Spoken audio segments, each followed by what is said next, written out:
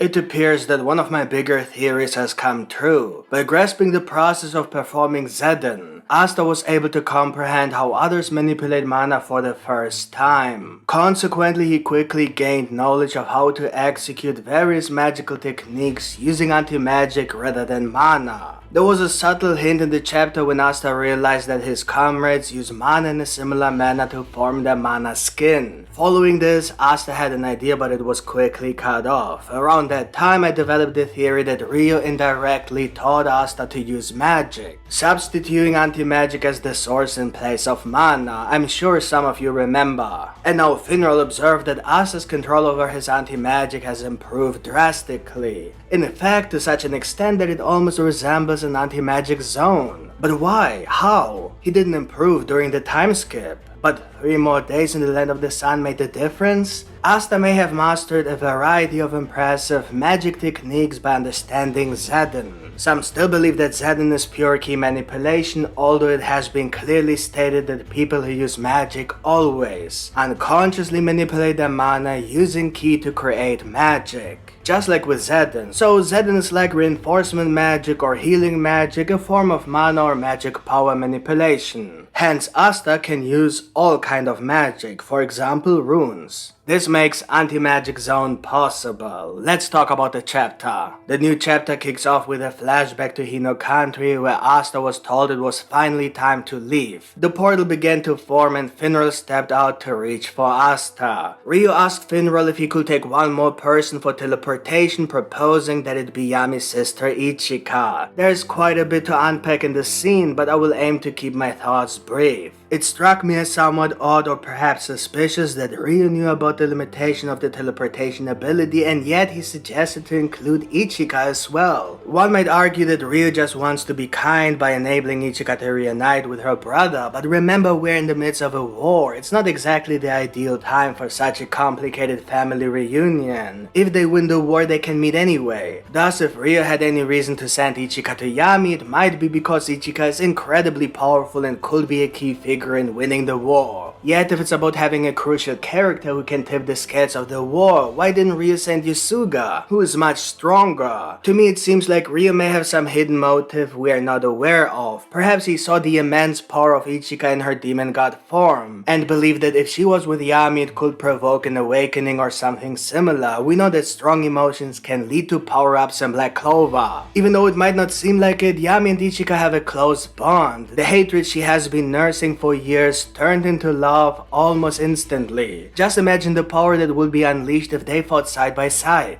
Of course, this all hinges on whether Yami remembers his time in the Land of the Sun as vividly as Ichika does. We are not sure what Lucius might have done to Yami's memories to ensure he never wanted to go back. There's even a chance that Yami doesn't remember Ichika at all. It's all worth noting that despite our affection for Ryu, we must acknowledge that he's quite a mystery. He seems to be keeping something hidden from everyone else. Some sort of knowledge about the current situation that he can't quite share. Perhaps it's connected to his acquisition of the All-Seeing Eye, or the Yami clan massacre. He even refused to answer Ichika's question. That's very weird. What I'm suggesting is that Ryu may have sent Ichika not because she's particularly powerful, as this would only make sense if she was crucial to win the war and not sending her would lead to defeat, which I seriously doubt. But because he knows something we don't. Whatever Ryu's goal might be, whether it's good or bad or something that simply needs to happen, Ichika meeting Yami seems to be important. This could all tie back to the events that happened in the Land of the Sun with the dragon, possibly Lucifugus, the goddess, Charmy, the Yami clan, the Black Sea, and so on. Let's just hope that the demon god of the Yami clan isn't the demon god we know, and that Ryu didn't just send the ticking time bomb to the Clover Kingdom for whatever reason. I think you understand the possibility. If Asta couldn't get back to the Clover Kingdom without assistance, then it's unlikely that Yami could have made it back on his own after supposedly being shipwrecked. That story just doesn't add up.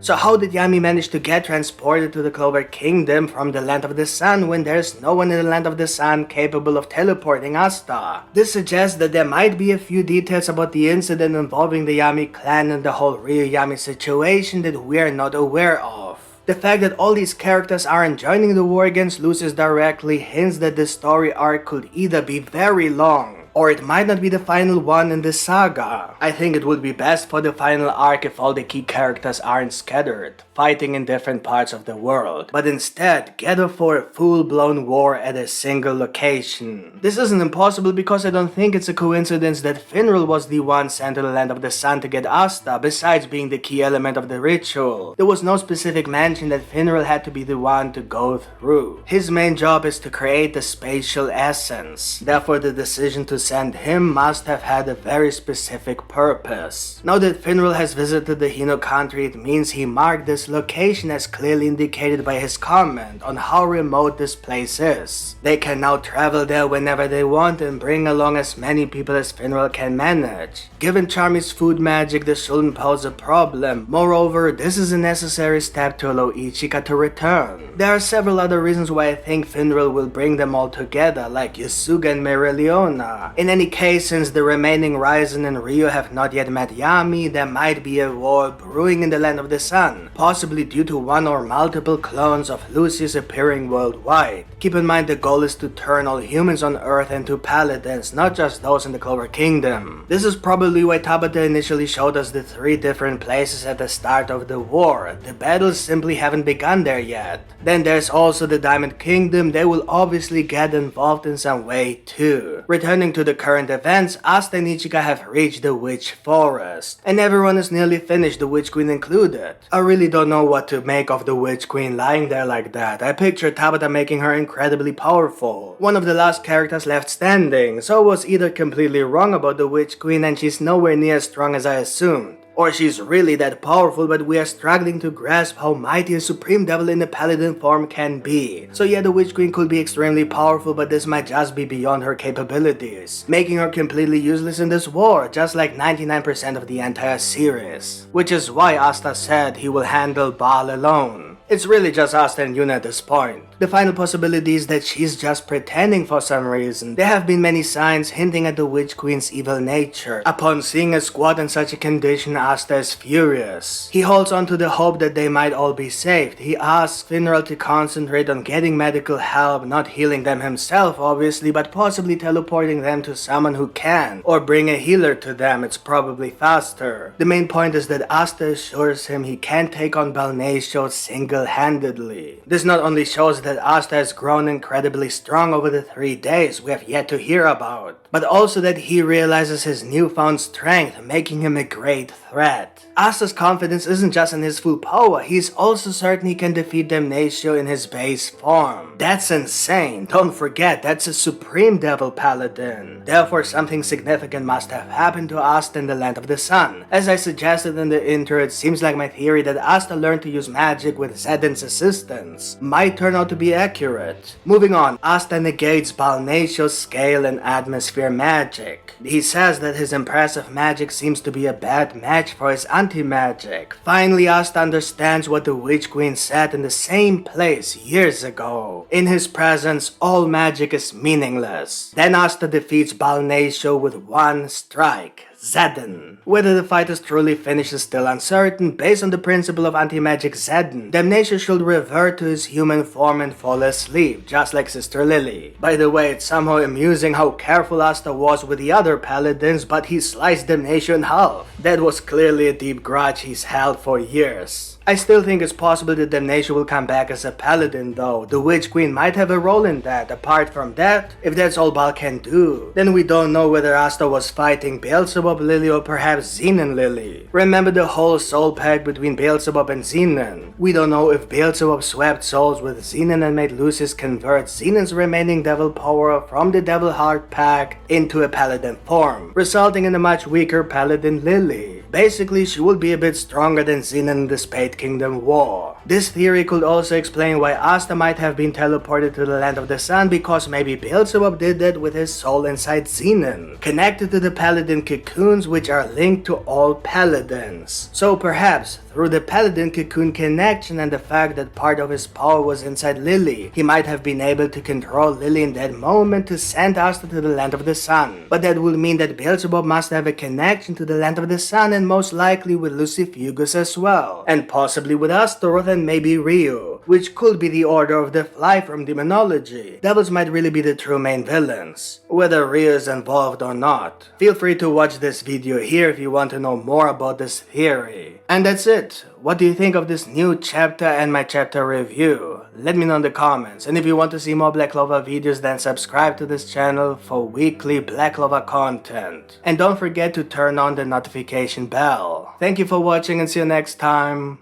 Bye.